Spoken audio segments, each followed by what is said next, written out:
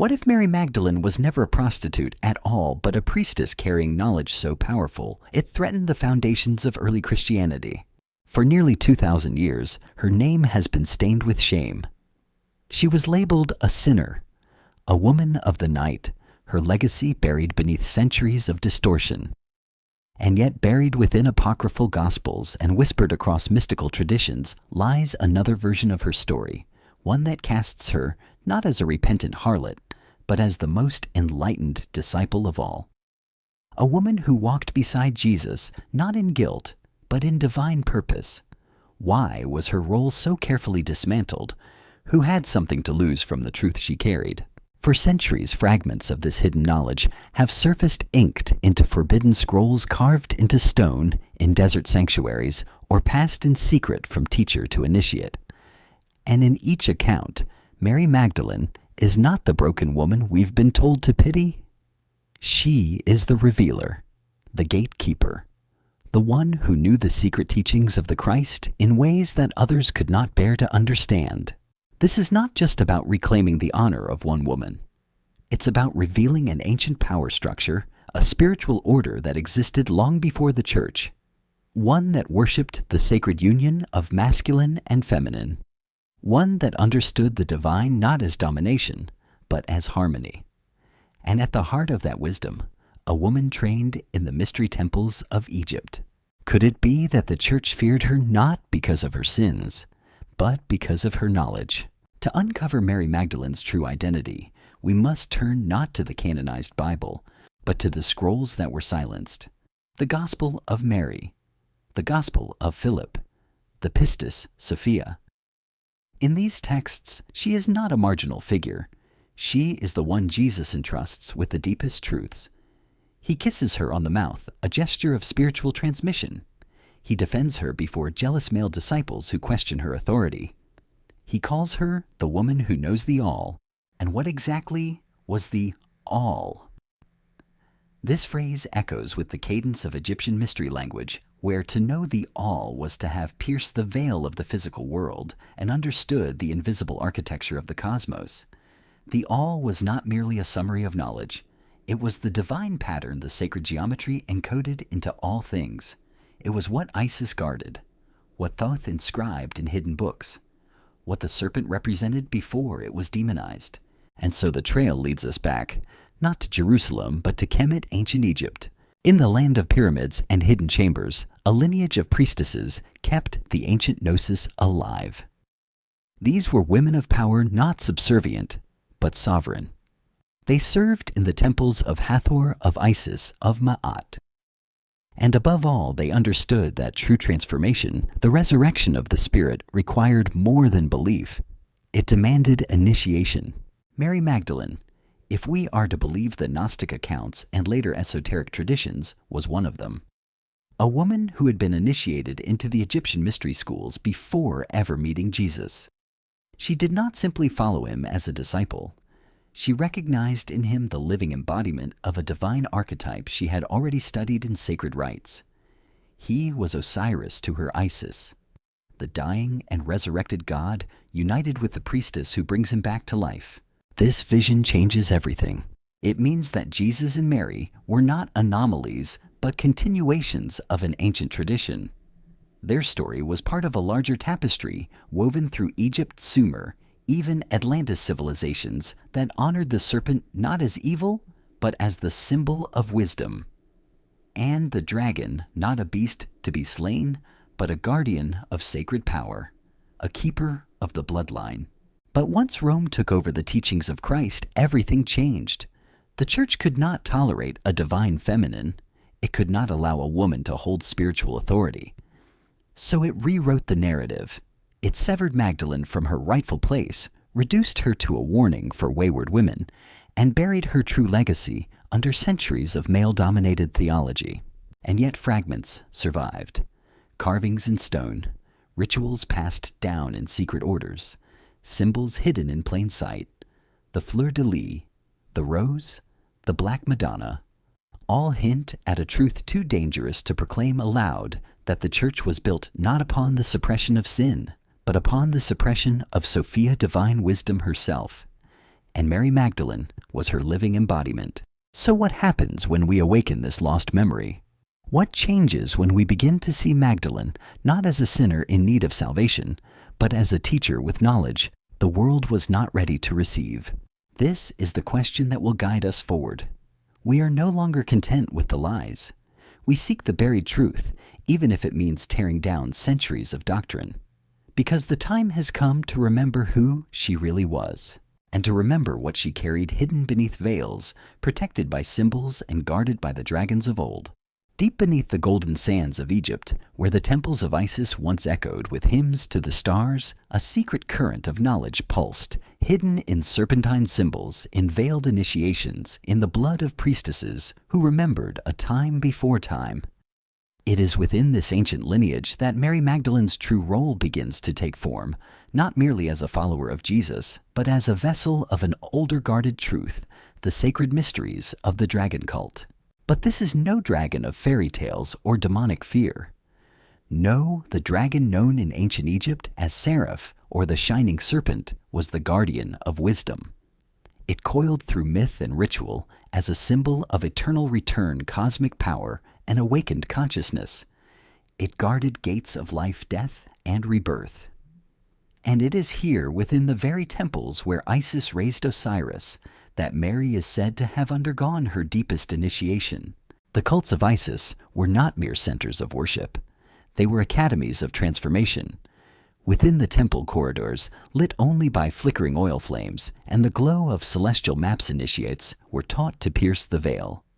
Sacred geometry, solar alignments, the nature of the Ka and the Ba, the resurrection of the soul, all of it encoded into rituals preserved for millennia. And within this esoteric system, the serpent was not to be crushed, but to be understood and ascended. Could it be that Magdalene was one of the serpent priestesses? A woman trained not only in scripture, but in Heka Egyptian sacred magic, the weaving of sound symbol and intention to align with divine will. Traditions whispered in later Gnostic and esoteric schools suggest just that. In the temples of Dendera and Philae, priestesses of Isis often underwent long periods of silent training trance states beneath the stars and sacred union rites that mirrored the balance between heaven and earth. When Magdalene is described as knowing the all, it is not metaphor. It is the mark of a soul who has walked the spiral of consciousness and returned with the keys. And what of the bloodlines? It is here the mystery deepens, for the dragon cult was not merely a priesthood, it was a lineage. The term dragon in ancient noble families denoted not a creature, but a carrier of divine seed, the Rex Deus, the kings of God. These were not monarchs by birthright, but by spiritual capacity. They held within their veins the encoded memory of stars, the legacy of Lemuria and Atlantis, the divine imprint of celestial origin. Legends say that Magdalene descended from such a line. Some claim she was of the tribe of Benjamin, a line associated with prophecy dreams and the moon. Others believe she was linked by blood to the priestly houses of Egypt, keepers of knowledge so sacred that only the most pure were entrusted with it. Her very body, her womb, was seen not as sin but as sanctuary, a chalice of light. And so when she met Jesus, not the sanitized Christ of church dogma, but the awakened avatar of gnosis, something ignited, not merely affection, not even just love, but recognition, like two celestial frequencies harmonizing once again on earth, the masculine and feminine codes of awakening converging in flesh and spirit. Together, they were a living symbol of sacred union, what the Egyptians called eros gamos, the holy marriage, a rite not of flesh alone, but of cosmic balance. And yet their union was never meant to be public. It was secret, symbolic, and deeply threatening to patriarchal power. The image of a man and woman sharing divine authority, equal in wisdom and spirit, stood in direct defiance of Rome's rigid hierarchy. This is why the dragon had to be slain in the later myths, why the serpent was cast from Eden, why the divine feminine was labeled as dangerous, seductive, corrupt. Because the ancient serpent was never evil, it was power, feminine power, transformational power, and Magdalene carried it.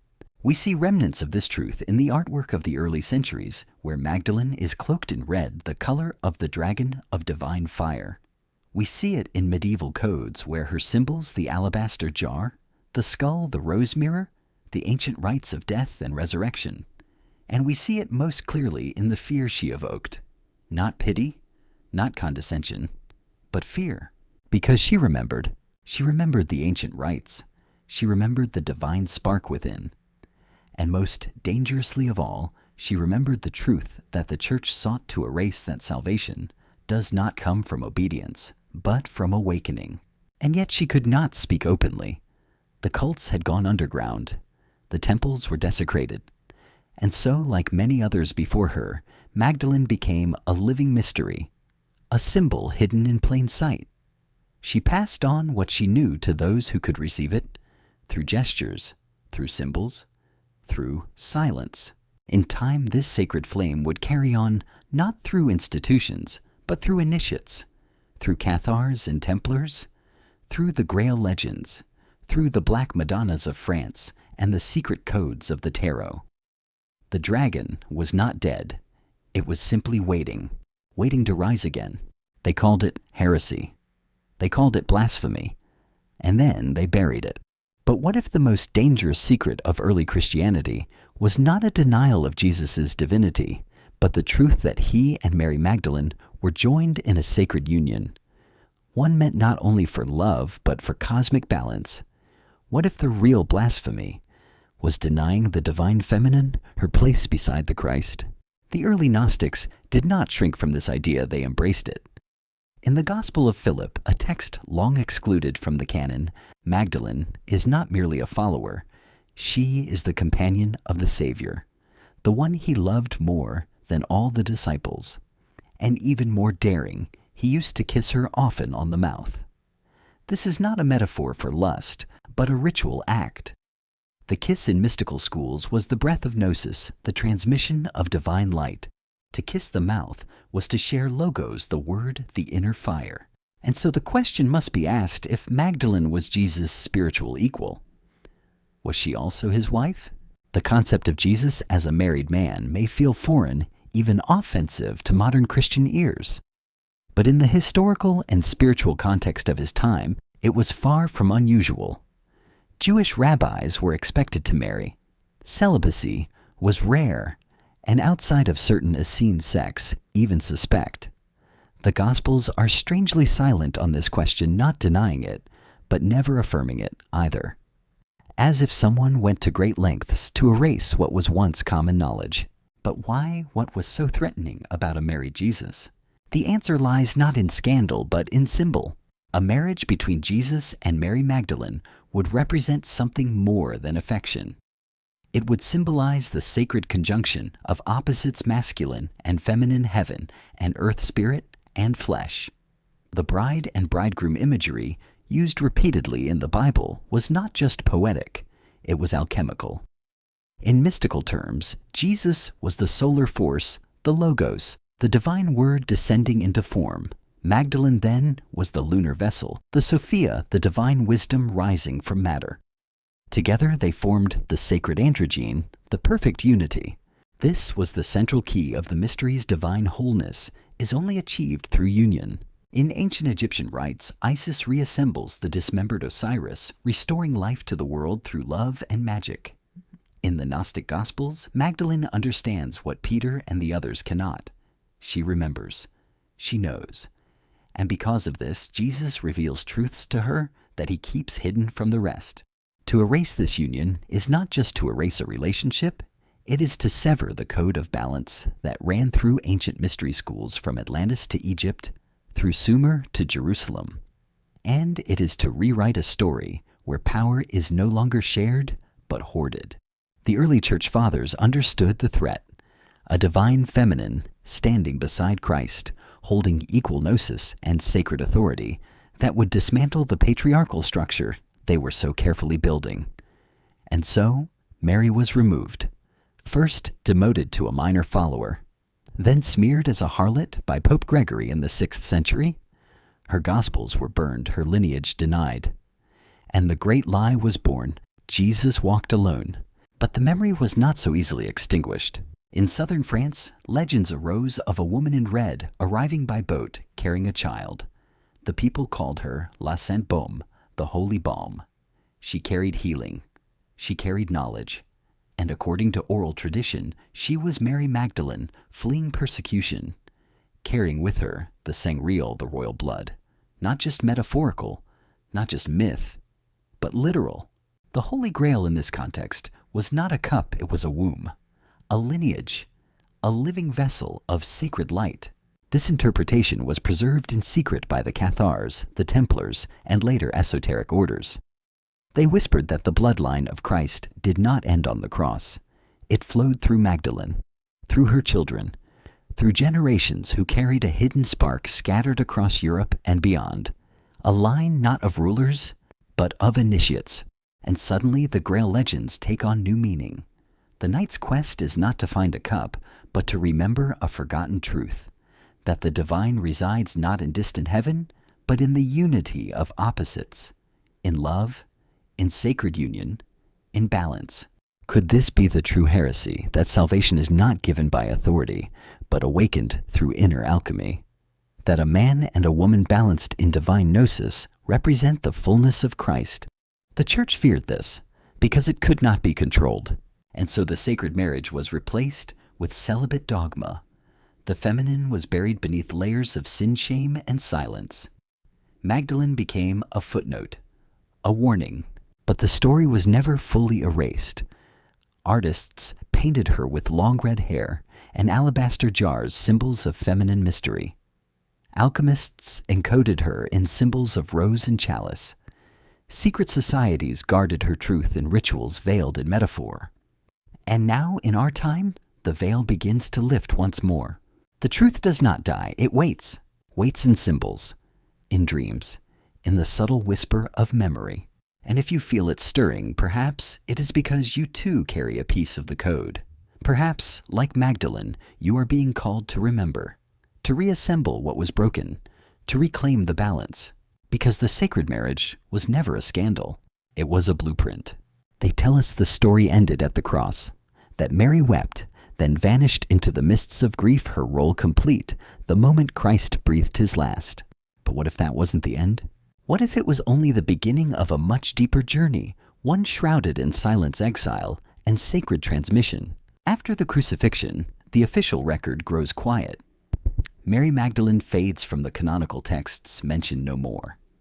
But across the Mediterranean, in the ancient lands where the dragon's breath still warmed the stone, a different story took root, one preserved not by bishops, but by mystics, monks, and poets. The legend says she fled, that with her companions, Lazarus, Martha, perhaps even a child, she boarded a small vessel. No sails, no rudder, only stars to guide them. Some say it was a miracle that they arrived at all, drifting across the sea to southern Gaul, what we now call France. But she did arrive, and she was not alone. In the region known today as Provence, the oral traditions are unbroken. They speak of a woman with flaming hair and eyes like the deep sea, a teacher, a healer, a presence that drew even Roman soldiers to silence. She preached not with force, but with fire, not with doctrine, but with remembrance. And always she spoke of a truth too sacred to write. For 30 years, it is said, she lived in the hills of La Sainte Baume, in a cave lined with ancient crystals and flowering herbs. Pilgrims came to her, and she healed them. She anointed the dying. She told stories of the light within all things, and each story was a seed. But what was she protecting? Those who followed her claimed she carried with her the secret teachings of Christ, teachings that had never been shared with the masses. These were the mysteries of inner resurrection, of divine union, of the Sophia within, teachings that mirrored those found in the temples of Isis, in the rites of Eleusis, and in the scrolls of the Essenes. They were dangerous truths, because they liberated the soul without permission. The Church feared these teachings because they required no mediator, no altar, no hierarchy, just the soul awakening itself. And so the Magdalene Gospel was never canonized. The Pistis Sophia was deemed heresy. The memory of her presence in Gaul was labeled folklore. and yet her cave became a pilgrimage site for centuries. Her relics were guarded by knights, her image encoded in stained glass. Why? Because those who knew remembered. They remembered that the Magdalene did not disappear. She continued the work. Underground, in whispers, in symbols. She became the root of what would later be known as the Grail traditions, the Rose lineages, the Black Madonna cults. Not cults of superstition, but schools of the inner light. And then came the fires. The Cathars, who called themselves the Pure Ones, claimed to hold the Magdalene's teachings. They believed in two forces, light and shadow, and taught that the soul must free itself from the prison of flesh through gnosis. They held no churches. They worshipped through silence and simplicity. And they revered the feminine. For this, the church waged war against them. The Albigensian Crusade, launched in the 13th century, was not just about heresy. It was about silencing a lineage. Towns were burned. Thousands were slaughtered. Entire libraries lost. But not everything was destroyed.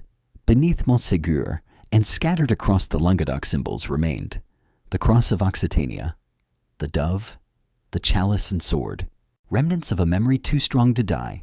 And what of the child? Whispers persist of a bloodline descended from Jesus and Magdalene, of a union not just of souls, but of flesh. The sang real, the royal blood, protected by Templars encoded in Grail myths hidden from history.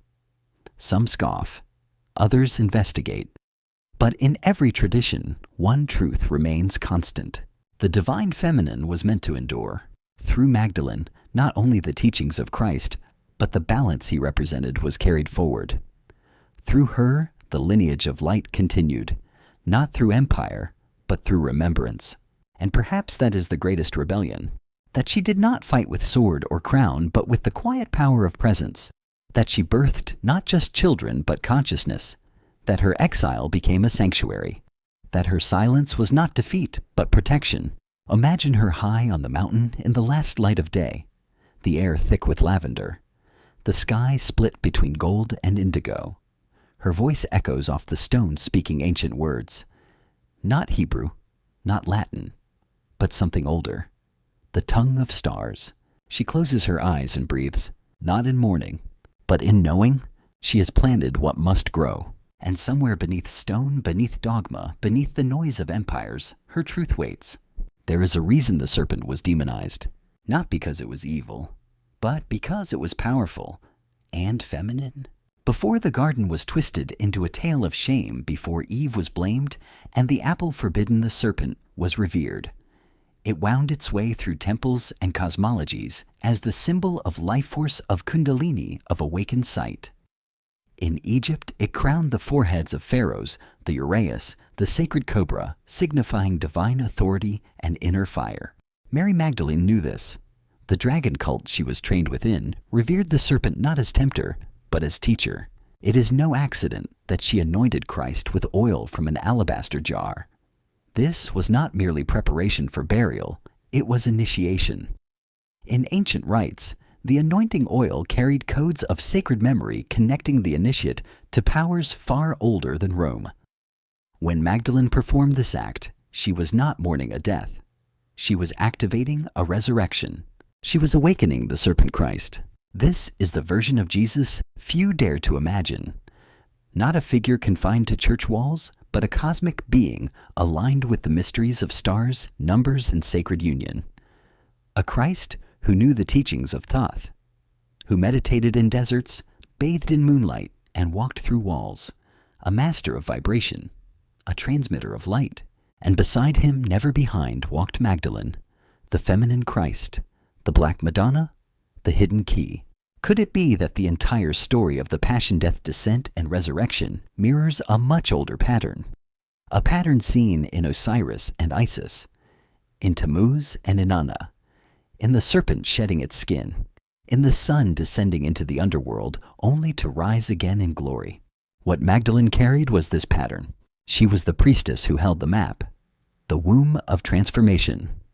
She bore the knowledge not just of Jesus the man, but of Christ the energy, the serpentine fire that rises through the spine and opens the crown, the Sophia light that guides the soul home. But such knowledge could not be allowed to flourish under empire. And so the dragon was cast down. The feminine was chained. The Magdalene was veiled. But veils are meant to be lifted. And now, centuries later, the serpent stirs again, not in fear, but in remembrance. Across the world, people are waking to the symbols. The rose, the chalice, the double helix. They are no longer content with sanitized myths and silent saints. They crave the fire, the union, the untold. And they return to Magdalene, to her silence, to her cave, to her bloodline. Because what she represents is not just a woman wronged. She is the return of something ancient, a divine intelligence that has waited like the dragon curled at the edge of time for its moment to rise again. And this rise will not be loud. It will be sacred. It will move through dreams, through art, through symbols etched into stone and skin, through women remembering their power, through men reclaiming their softness, through a collective shedding of falsehood and a return to the truth beneath. You may feel it already, in the longing you can't name, in the stories that pull at something deep in your chest, in the knowing that the Christ was never meant to stand alone. He had a mirror. He had a voice beside him. He had the Magdalene. And she is not gone. She is awakening, not only in churches, but in caves, in oceans, in the subtle breath before a whisper, in the serpent who no longer needs to hide, because the dragon was never evil. It was sacred, and now it returns. So where does that leave you? Are you content with the surface story? Or will you descend into the cave? Will you seek the serpent not to slay, but to listen? Because the greatest truths are not shouted from pulpits. They are whispered by those brave enough to remember. And perhaps if you are still enough, you'll hear her voice, soft, ancient, alive, calling you to remember who you are, calling you not to worship her, but to awaken her within yourself. The Magdalene was not a mistake in the story. She was the story, and it's time. We began telling it. The fire has dimmed now, and the cave stands quiet, but the memory remains etched into the stone, echoing softly between the bones of forgotten temples. Mary Magdalene is not just a name, not just a shadow on stained glass. She is the pulse beneath silence, the serpent coiled in wisdom, the breath between the stars. She waits not for recognition, but for remembrance. And if you have followed her story this far, perhaps she has stirred something in you. Something old, something sacred. Let it rise gently. Let it guide you. Because the truth was never lost. It was waiting for eyes to see, for hearts to open, for souls to awaken. And now, you remember.